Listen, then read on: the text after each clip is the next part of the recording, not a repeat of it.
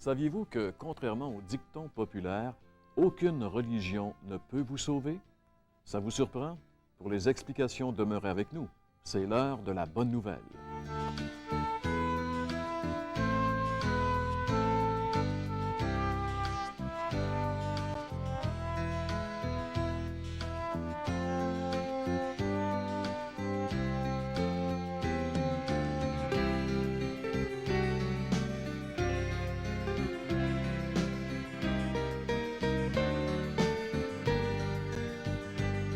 Bonjour et bienvenue à l'heure de la bonne nouvelle. Nous sommes très heureux de vous revenir et nous espérons que ce prochain 30 minutes soit une véritable source de bénédiction chez vous, dans votre foyer. Tout d'abord, on veut prendre le temps de vous remercier pour le courrier, les lettres que vous nous faites parvenir. Puis on aimerait vous inviter à continuer. Je sais bien que ça prend beaucoup de temps et ça demande beaucoup de prendre un bout de papier, puis le crayon, puis écrire certains commentaires. Mais on apprécie beaucoup les commentaires que vous nous faites parvenir. Et si vous avez des questions d'ordre spirituel, des questions ou des problèmes que vous aimeriez partager avec nous, bien, il nous fera un plaisir, bien sûr, de vous répondre. Et puis, l'adresse va venir justement plus tard dans notre émission, mais je voudrais aussi vous parler de notre offre gratuite. C'est ce petit recueil de méditation quotidienne avec un texte de la parole de Dieu pour chaque jour de l'année. Chaque jour de l'année, il y a un texte, puis une petite méditation. Et quoi de mieux que de commencer avec une parole qui nous vient de la parole de Dieu pour justement démarrer dans la journée. Il y a tellement de gens aujourd'hui qui justement lisent les horoscopes et tout le reste là pour justement se stimuler en vue des responsabilités de la journée. Mais quoi de mieux que de la parole de Dieu? Puis justement, puisqu'on parle de la parole de Dieu, bien, on aimerait vous offrir un Nouveau Testament en collaboration avec la Société biblique canadienne. Et puis, c'est le Nouveau Testament en français courant. C'est un Nouveau Testament qui est courant, qui est accepté un peu partout, approuvé par le comité confessionnel du Conseil supérieur de l'éducation, du ministère de l'Éducation du Québec, avec l'imprimature et le reste, c'est bien connu. Alors, si vous n'en avez pas un exemplaire, bien, on aimerait vous en offrir un exemplaire à titre gratuit. Puis, on aimerait que vous puissiez vérifier les textes qu'on commente, qu'on cite, justement à travers cette émission pour que vous puissiez voir que ce que nous partageons avec vous, c'est vraiment tiré de la parole de Dieu. Puis, on a aussi ce petit bouquin, là, cette petite brochure qui s'intitule « Qu'est-ce qu'un vrai chrétien » par Louis Polo. Puis, bien, ça nous présente un peu vraiment ce qu'est un vrai chrétien. Parce que je crois que le titre, le mot chrétien, a perdu vraiment sa raison, sa notion. Et puis, beaucoup de gens se nomment chrétiens justement parce que, bon, ils ont grandi dans un certain milieu, puis qu'ils ont appris certaines vérités. Mais cet homme, Louis Polo, nous explique qu'est-ce qu'un chrétien selon l'enseignement de la parole de Dieu. Puis on aura aujourd'hui avec nous Fernande Robitaille qui va avoir un message sous forme de chansons. Et pour le message de la parole de Dieu, bien sûr, bien c'est Jean-Pierre qui est avec nous. Bonjour Jean-Pierre. Bonjour Gaston. Puis quel est le titre là, du message que tu nous proposes? Bien, dans le cadre de cette série où le thème est un si grand salut, j'ai pensé aujourd'hui parler d'une si grande réalisation. En réalité, Gaston, ce que je voulais dire dans l'intro de notre émission aujourd'hui, c'est que jusqu'à ce que Jésus vienne, les hommes ont essayé d'atteindre Dieu par leurs différentes religions, mais si on comprend bien ce que Jésus est venu faire une fois pour toutes, en réalité, cela mettait un terme à tous les efforts de l'homme et à toutes les religions. Et maintenant, il y a une œuvre bien spéciale qui est la source du salut pour tous ceux qui veulent vraiment être sauvés. Mais c'est pas mal fort, ça, Jean-Pierre, de dire que les religions ne sauvent pas. Est-ce que ça voulait dire quand même du temps de Jésus, le judaïsme, qui était quand même la religion du temps, bien, ça ne pouvait pas non plus répondre aux besoins de l'homme? Le judaïsme était bien sûr la révélation de Dieu pour son peuple, le peuple d'Israël. À travers la révélation que Dieu a donnée au peuple d'Israël, il y avait le salut. Mais le salut n'était pas dans l'accomplissement d'œuvres religieuses. C'est la raison pour laquelle, par exemple, dans le chapitre 4 de l'Épître aux Romains, l'apôtre Paul lui-même va démontrer qu'Abraham n'a pas été sauvé par ses œuvres, mais par la foi, que David n'a pas été sauvé non plus par ses œuvres, mais par la foi. David qui pouvait dire « Heureux l'homme à qui on n'impute pas son péché. Heureux cet homme-là. Ben, lui savait par expérience que c'est par la foi uniquement, en se confiant dans l'œuvre de Dieu, qu'on peut être sauvé. Et c'est ça qui est en réalité cette pierre d'achoppement pour les gens qui ne veulent pas vraiment se confier entièrement en Jésus. Et puis le titre de ton message, c'est encore? Ben, aujourd'hui, j'aimerais parler justement de cette si grande réalisation. La Bible nous dit que durant les 6 heures que Jésus a été exposé, cloué sur la croix dans des souffrances horribles, il a prononcé 7 paroles. Ces 7 paroles, qu'on appelle habituellement les 7 paroles de la croix, eh bien, sont très significatives. Chacune de ces paroles-là a une signification profonde. Alors, pourrais-tu nous parler de ces 7 paroles que le Seigneur a prononcées en croix? Eh bien, rapidement, on peut peut-être survoler. Il y a d'abord ce qu'on appelle la première parole, la parole du pardon. Cette parole nous est rapportée dans l'Évangile selon Luc, au chapitre 23, le verset 34, où Jésus a prié pour ses propres bourreaux en disant « Père, pardonne-leur, car ils ne savent ce qu'ils font ». C'est cette première parole de la croix. Luc va rapporter également, immédiatement après cette parole, la deuxième parole de la croix qu'on appelle la parole d'assurance, où Jésus va dire au brigand repentant qui était crucifié à ses côtés, il va lui dire « Aujourd'hui même, tu seras avec moi dans le paradis ». Par la suite, il semble que la troisième parole de la croix fut celle qu'on appelle la parole d'affection, où Jésus va confier sa mère aux bons soins de son meilleur ami, l'apôtre Jean, et que justement, Jean, dans son propre évangile, va décrire en ces termes « Femme, voici ton fils » et aux disciples « Voici ta mère ». La quatrième parole de la croix est la parole de désespoir, telle que nous la rapporte l'évangéliste Marc, chapitre 15, verset 34, où Jésus va s'écrier « Mon Dieu, pourquoi m'as-tu abandonné ?» C'est l'une des paroles les plus énigmatiques et des plus profondes de toute la Bible. L'évangéliste Jean nous rapporte les 2 paroles de la croix suivantes, la 5e parole de la croix qu'on appelle la parole de souffrance, où Jésus va s'écrier « J'ai soif » pour nous démontrer qu'il souffrait atrocement dans son corps physique. Suit la 6e parole, la parole de la victoire, celle sur laquelle nous allons justement nous attarder aujourd'hui, et qui est la parole de victoire où Jésus va s'écrier « Tout est accompli ». Immédiatement après cette parole, il va prononcer la 7e parole finale, la parole de repos, où il va dire « Je remets mon esprit entre tes mains ». Ce sont là les 7 paroles prononcées par Jésus sur la croix du Calvaire, agonisant et suffocant.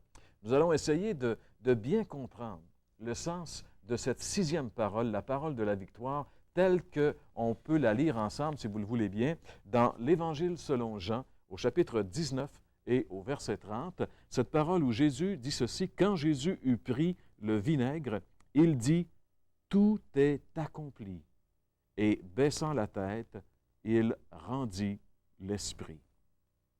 Jean-Pierre, qu'est-ce que Jésus pouvait bien vouloir dire par ces paroles?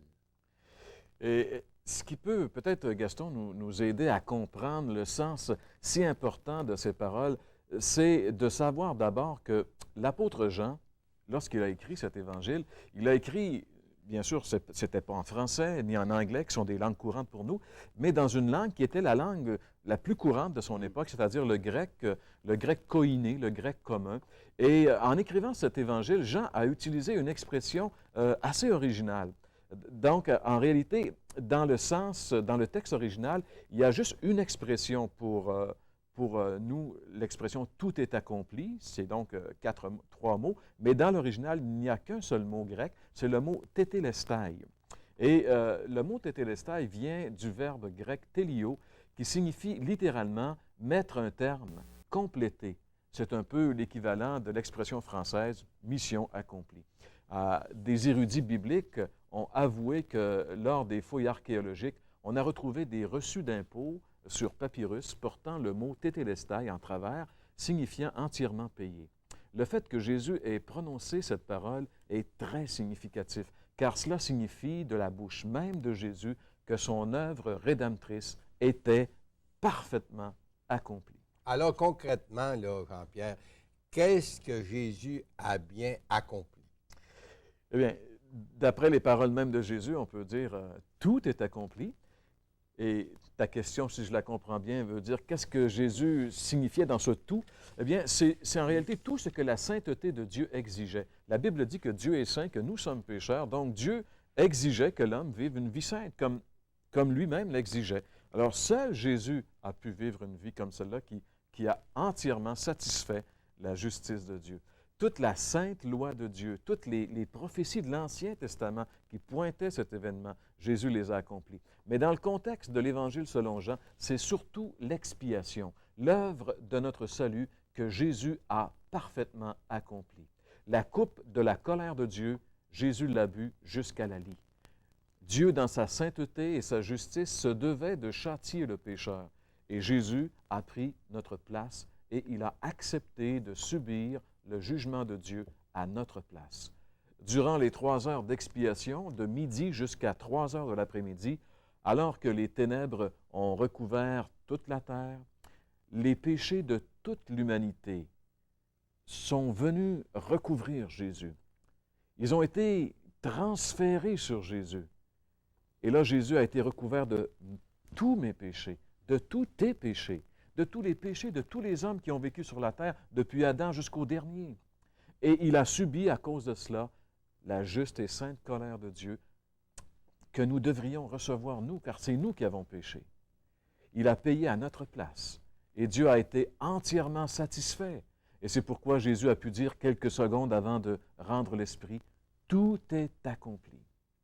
Un commentateur de la Bible écossais du nom de Alexander MacLaren a écrit ceci.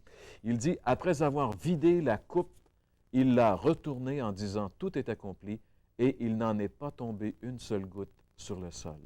Il avait tout bu pour que nous n'ayons jamais besoin d'en boire. Oui, Jésus a accompli une œuvre parfaite. C'est pourquoi il était venu sur la terre. Et maintenant, la raison de sa mission était parfaitement accomplie. Alors, justement, Jean-Pierre, dans quel but précis le Seigneur Jésus est venu sur la terre?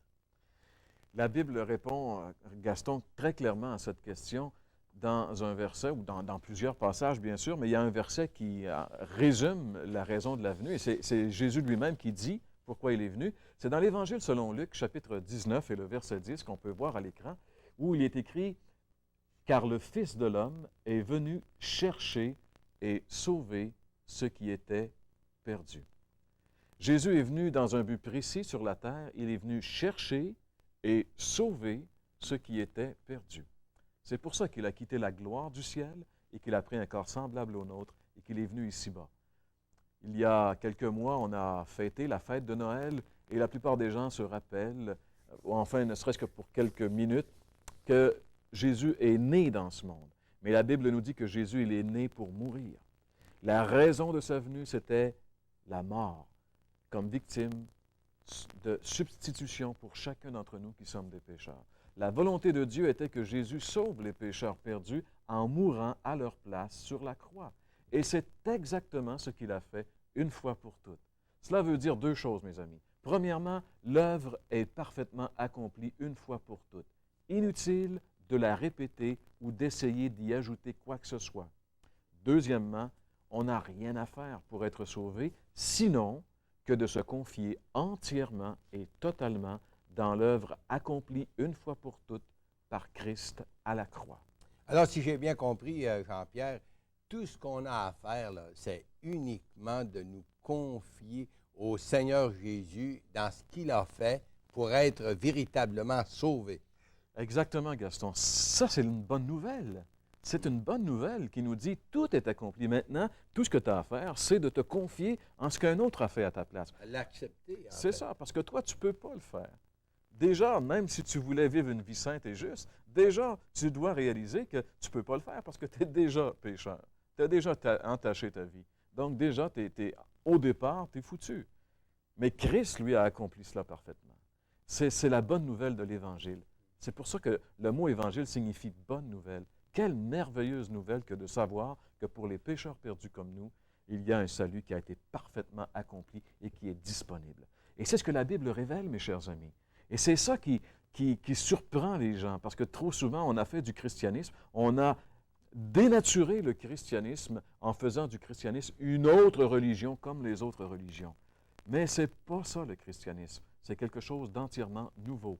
On peut lire ensemble dans la version Tob du Nouveau Testament, dans l'Épître aux Hébreux, le chapitre 10 et les versets 11 à 14.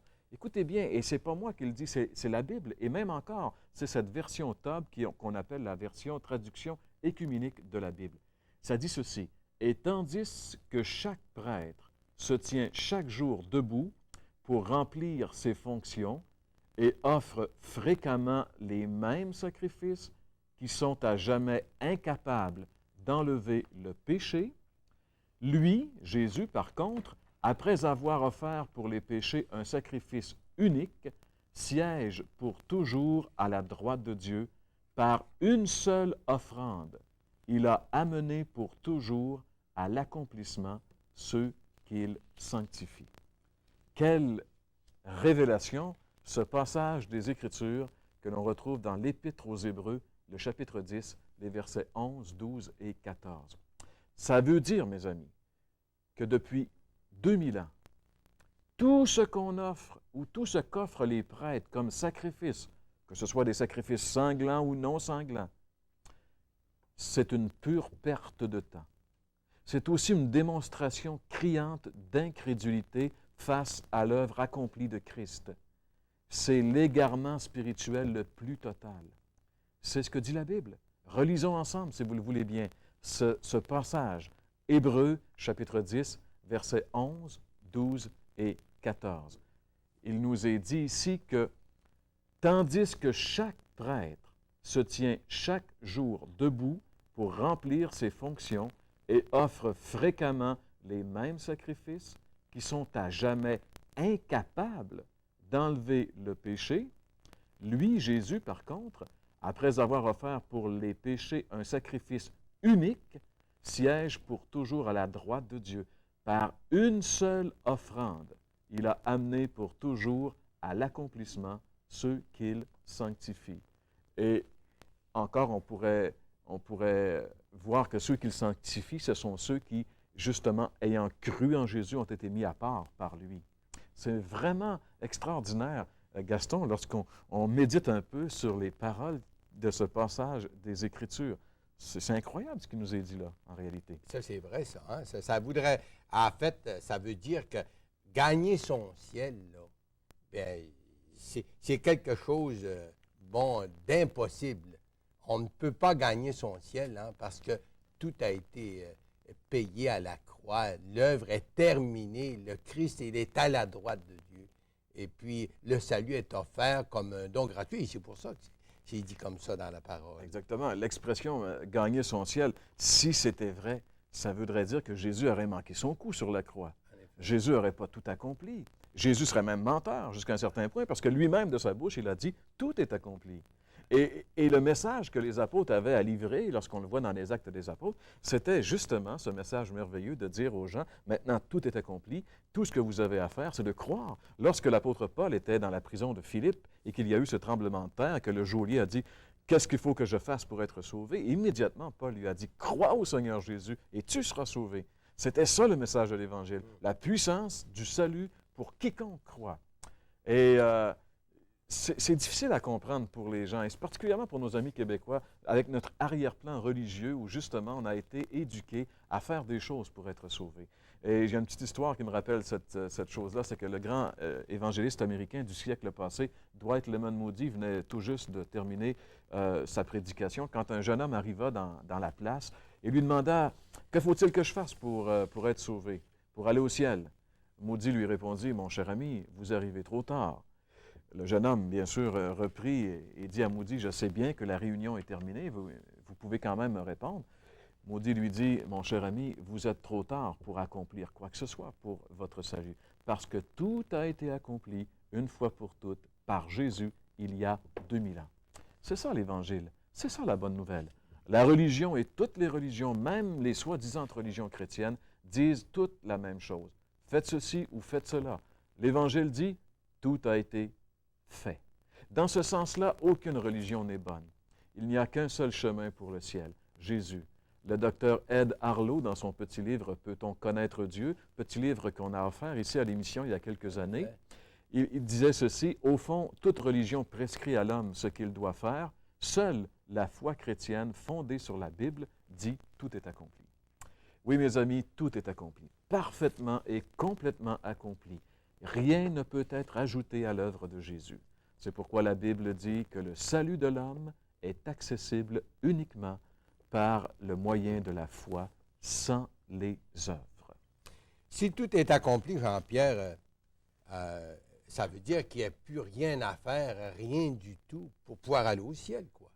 Eh bien, Gaston, si tout est accompli, une seule chose reste à faire, c'est d'accepter l'œuvre de Jésus et de lui dire merci. Et dans la dernière minute qui me reste, j'aimerais te demander, à toi qui as écouté cette émission, as-tu accepté l'œuvre de Christ? Es-tu confiant en lui? Es-tu sauvé? Te reposes-tu entièrement et uniquement sur l'œuvre de Jésus pour ton salut? Est-ce que tu peux regarder ta religion, tes bonnes œuvres, ta connaissance comme de la boue à comparer à Christ? Qu'est-ce qui t'empêche maintenant de te détourner de ta justice propre et de te tourner et de te reposer uniquement sur l'œuvre accomplie par Jésus à la croix? Reconnais que tu es un pécheur. La Bible dit « Tous ont péché et sont privés de la gloire de Dieu ». Reconnais que tu ne peux pas par toi-même te tirer d'affaire. Regarde à la croix ce que Jésus a parfaitement accompli pour toi. La Bible dit « Dieu a tant aimé le monde qu'il a donné son Fils unique afin que quiconque croit en lui ne périsse pas, mais qu'il ait la vie éternelle. Et reçois-le comme ton sauveur personnel. » La Bible dit à tous ceux qui l'ont reçu, il a donné le pouvoir de devenir enfants de Dieu. Dès maintenant, dis simplement « Seigneur Jésus, pardon pour mes péchés. Je te reçois maintenant comme mon sauveur personnel. Prends ma vie. » Si tu fais cette simple prière, Jésus va venir prendre ta vie et te donner une vie nouvelle et le ciel également, la vie éternelle. Fais-le et fais-le maintenant.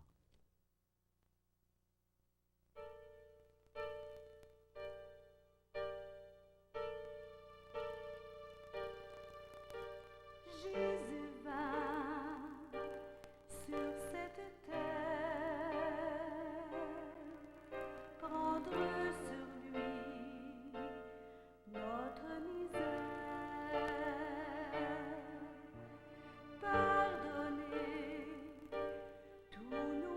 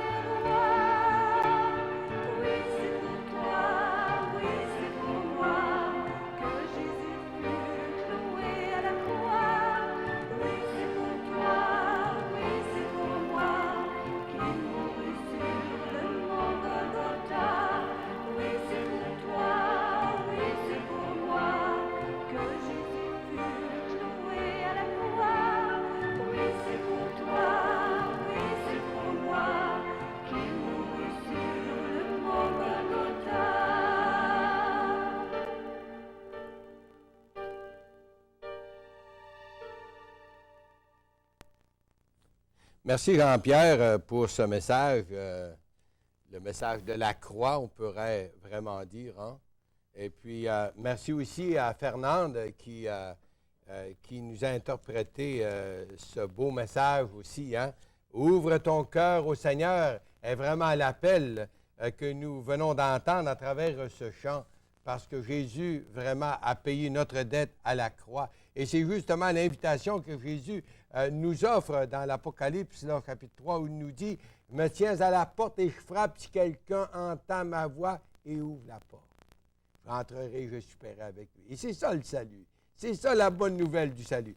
Mais ce matin, j'aimerais encore vous offrir notre recueil de méditation absolument gratuit, en collaboration avec Messager chrétien. Le Nouveau Testament également, un exemplaire. Si vous n'en possédez pas, déjà un exemplaire pour vous-même. Et cette petite brochure-là, qu'est-ce qu'un vrai chrétien? Qu'est-ce qu'un vrai chrétien? Puis notre ami Jean-Pierre nous a parlé de cette petite brochure-là, Connaître Dieu par Ed Harlow.